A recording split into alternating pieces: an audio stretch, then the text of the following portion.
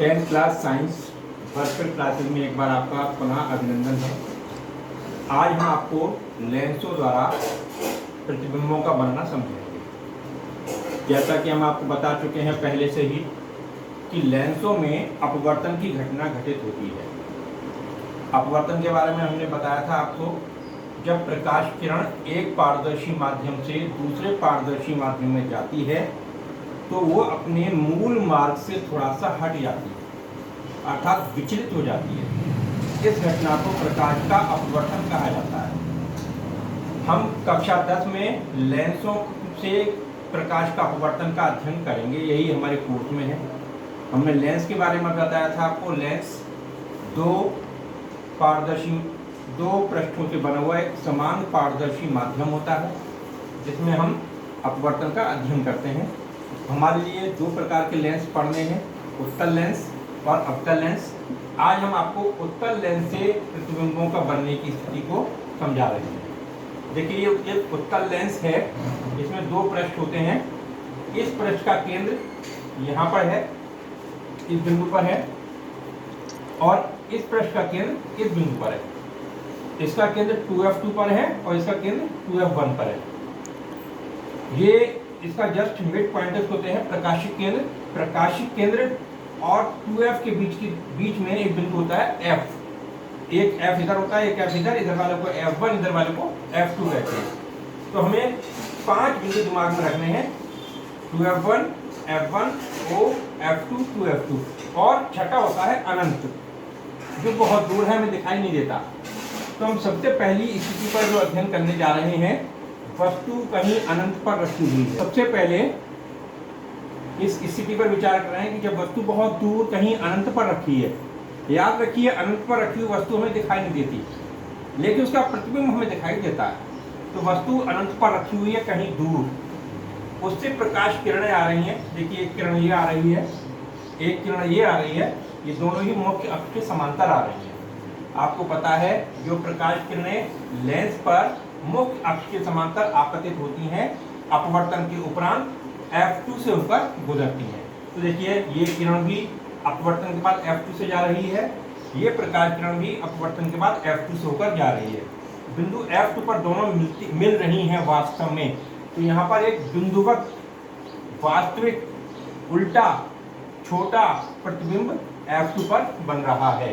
तो याद रखें, जब वस्तु अनंत पर रखी होती है तब वस्तु का बहुत छोटा उल्टा वास्तविक प्रतिबिंब F2 पर बनता है। अब हम दूसरी स्थिति देख रहे हैं। अब वस्तु 2F1 से पीछे रखी है, अनंत पे नहीं है, ये वस्तु हमें दिख रही है।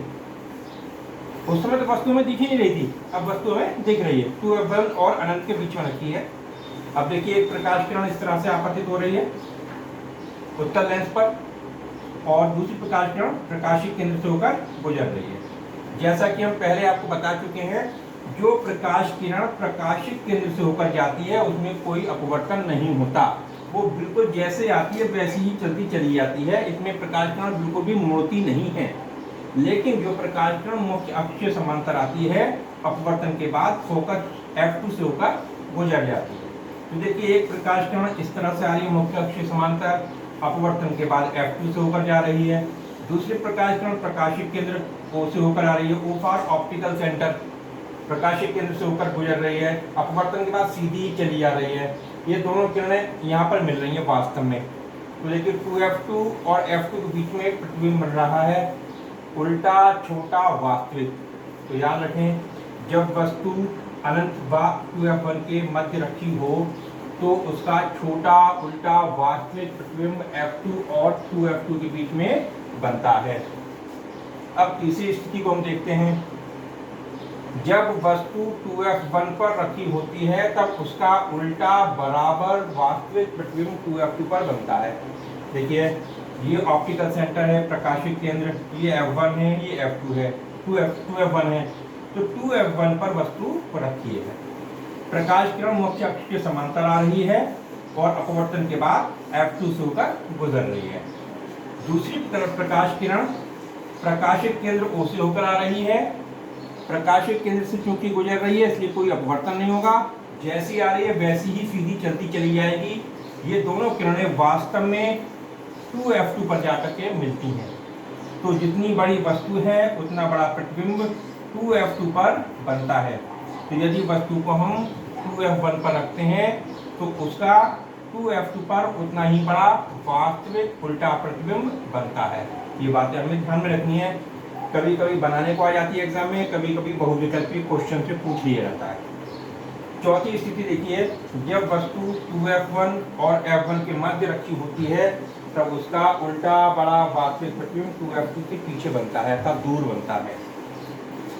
देखिए ये बिंदु 2f1 है, ये f1 है, ये ऑप्टिकल सेंटर O है, ये f2 है, ये 2f2 है। अब हमने वस्तु को 2f1 और f1 के बीच में रखा है, कहीं पर भी रख सकते हैं जहाँ हमारी इच्छा हो, जरूरी है बीचों बीच में रखें, कहीं भी अपनी जगह में कहीं भी रख सकते हैं। जो प्रकाश कण इस तरह से मुख्य अक्ष समांतर आपतित हो रही है अपवर्तन के बाद f2 से होकर गुजर रही है। ये नियम है, जो मुख्य अक्ष समांतर आएगी वो f2 से होकर जाएगी। दूसरी प्रकाश कण प्रकाशित केंद्र से होकर आ रही है, वो बिना अपवर्तित हुए सीधे ही चली जा रही है। दोनों किरणें आपस में 2f2 के पीछे जाकर के मिल रही हैं। तो देखिए वस्तु का उल्टा बड़ा वास्तविक प्रतिबिंब 2f2 से दूर बन रहा है।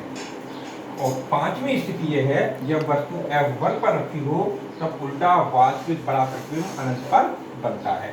देखिए ये 2f1 है, ये f1 है, ये ऑप्टिकल सेंटर f2 2f2। वस्तु प्रथम फोकस पर रखी है, f1 पर रखी है। जो प्रकाश कण मुख्य अक्ष समांतर आपतित हो रही है अपवर्तन के बाद f2 से होकर गुजर रही है। दूसरी प्रकाश किरण ऑप्टिकल सेंटर से होकर जा रही है, जो बिना अपवर्तित हुए सीधे चलती चली जा रही है। आगे जाके की अनंत पर जाकर मिलने की इसकी आभासित होगी, ऐसा महसूस होगा कि अनंत पर जाकर ये मिलेंगी।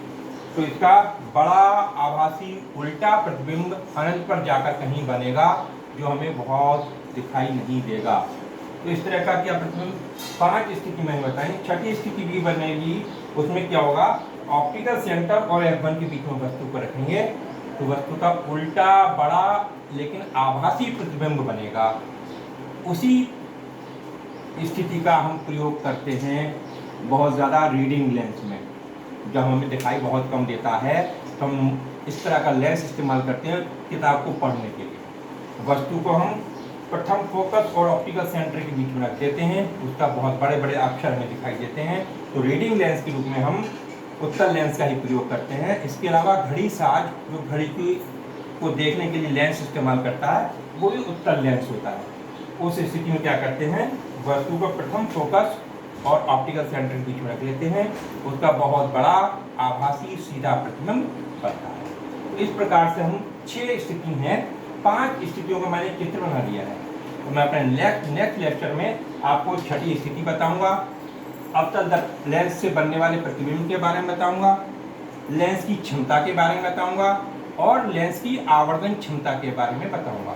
ये सब मैं नेक्स्ट लेक्चर में बताऊंगा। इस लेक्चर में हमें केवल यही बताना था कि अपवर्तन क्या है और उत्तल लेंस में किस प्रकार से अपवर्तन के फलस्वरूप प्रतिबिंब बनते हैं। तो हमने 5 स्थितियों का अध्ययन आज किया है। Thank you.